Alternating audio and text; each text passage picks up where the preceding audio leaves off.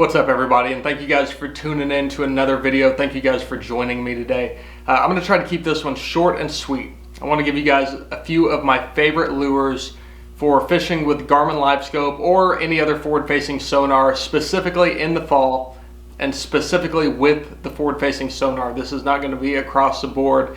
This is just going to be for fishing with forward-facing units. So a little bit different. Just wanted to give you guys my favorite baits, what I like to throw this time of the year, just to mix it up and help you guys catch more fish. I know this is a brutal time of the year to catch fish with forward-facing sonar, and I figured out a few tricks of ways that I can still get bit and still catch some giants this time of the year, especially in my part of the country. So let's go ahead and dive right on in. I want to keep it short and sweet, like I said, and I got a few baits that I think can help you guys. First, this is going to be my first bait, and I'm going to just tell you guys right off the bat, this is probably the most rare way I do fish with LiveScope, but every once in a while you pull up on a very specific situation and catch them this way, and that's going to be fishing with a topwater. Normally, it seems like this time of the year I'm catching them on fast, loud moving bait, so I'm throwing things like a buzz bait, some type of plopping bait. The walking baits and poppers and things seem to not work for me that well this time of the year for some reason. It has to be fast, has to be loud. So that seems to be the gig, and this happened specifically in that summer to fall transition all the way through fall. You'll find groups of fish out in deep water that are up way high in the water column on bait balls. Now it seems like this only works when these fish are above the bait balls, and I don't know why this happens, but you'll be going across a massive flat in a staging area essentially where these fish are moving back into creeks, and you'll see these fish sitting 2, 3, 4, 5 feet down, and the bait balls will be all under them, and it seems like they move these fish move the bait to the top of the water column and feed on them. So I don't know why they set up this way. It's some type of feeding deal, obviously, but when they move up like that, it seems like there's not a better bait to catch them on than a topwater. There's a lot of other ways I would prefer to fish for them, but I had to throw this in, even though it's the least common way I catch them. It's one of my favorite when I can find the right situation. Just a really cool deal, but I had to throw that in there first. Like I said, do keep in mind it's the most rare way that I catch them, but when you get on them, it's like lights out and you will catch a ton of fish. Next, one of the more common ways I catch them, especially when they get around those bait balls, it's gonna be a jerk bait.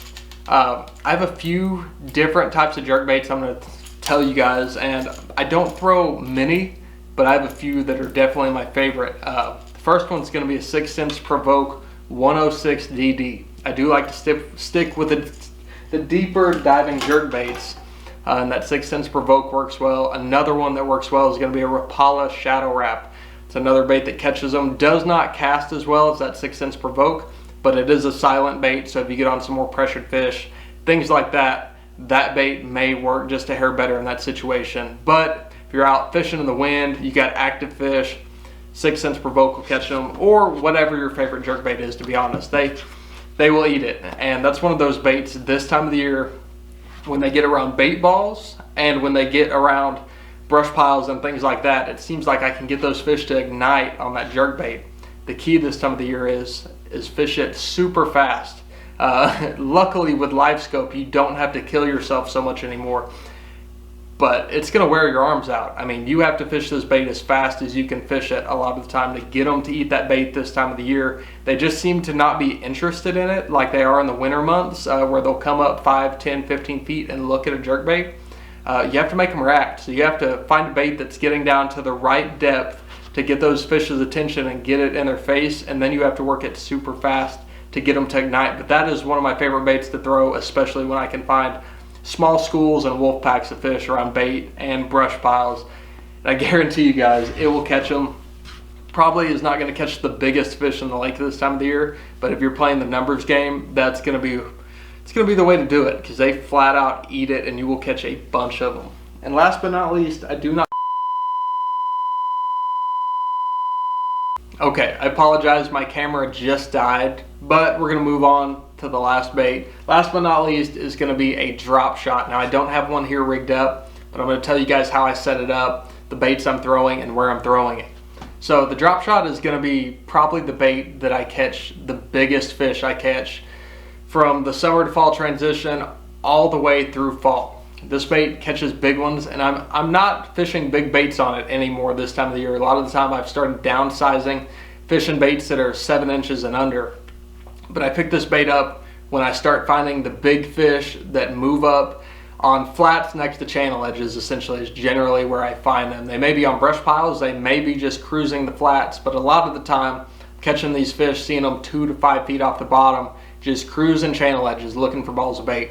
And I'm flipping this bait at those fish, letting it pendulum down in front of them, and then just letting it sit on bottom if they don't eat it on the way down, and waiting. I will let that bait sit there until that fish swims off. Never pulled away from it. I just do not move it and just sit. And you will catch some of your biggest fish of the fall season doing that, and maybe even honestly some of your biggest fish of the year fishing small baits this time of the year. I've caught fish all the way up to the mid 9-pound class this time of year fishing this way with smaller baits, and I actually probably have some videos out where I've done that as well. But it is a way to catch big ones. It's not always the way to catch numbers, although you can throw this when those fish out on bait balls in open water get a little bit finicky. But primarily I'm using this to chase giants this time of the year. It's just flat out a way to catch them. Now this time of the year, throwing a couple of different baits, but I like to keep it small. So short finesse worms, 4 or 5 inch thicker baits, or Cinco style baits, something like that. Like I said, I like to keep it under that 7-inch mark, is usually as high as I want to go once we get into that fall mode. For some reason that just seems to be the key. But natural colors, green pumpkins, blacks, things like that. But you can also still catch some fish on throwing the plums and the red bugs, things like that. Another bait that I like to throw is going to be a divine shaky worm. That's a 6.3 inch bait. That's about the size range I want to be in. Really 5 or 6 seems to be the spot this time of the year. And it catches them. It just catches big ones. And I do not know why, because I'm not a finesse fisherman, but this time of the year something goes on where you can finesse fish really slow, and if you can pinpoint where those fish are and put a bait on them and get their attention, you can catch them, and you can catch some big bags of fish. So I hope this helped you guys. Oh, you know what, and I didn't mention, I'm throwing that on a couple of different setups. I like to throw it on 12-pound line, and I'm throwing between an 1/8 ounce weight and a quarter, depending on the depth I'm fishing and how fast I want that bait moving. You kind of got to let the fish tell you what to do for that day. And I'm throwing it on a #1 drop shot hook primarily. I also will go to a rebarb hook here and there, and I believe that's a #2 rebarb hook, and a #1 drop shot hook is my favorite sizes. Forgot to throw that in there. But I hope that helps you guys catch some more fish this fall. If you have any questions, don't be scared to leave them in the comments. I'll try to get to all of them. If you have some other videos you want to see, I'll try to get them pumped out. But I really hope this helps you guys catch some more fish this fall. So that's going to be it for this one. Thank you guys for tuning in, and I will catch you guys on the next one.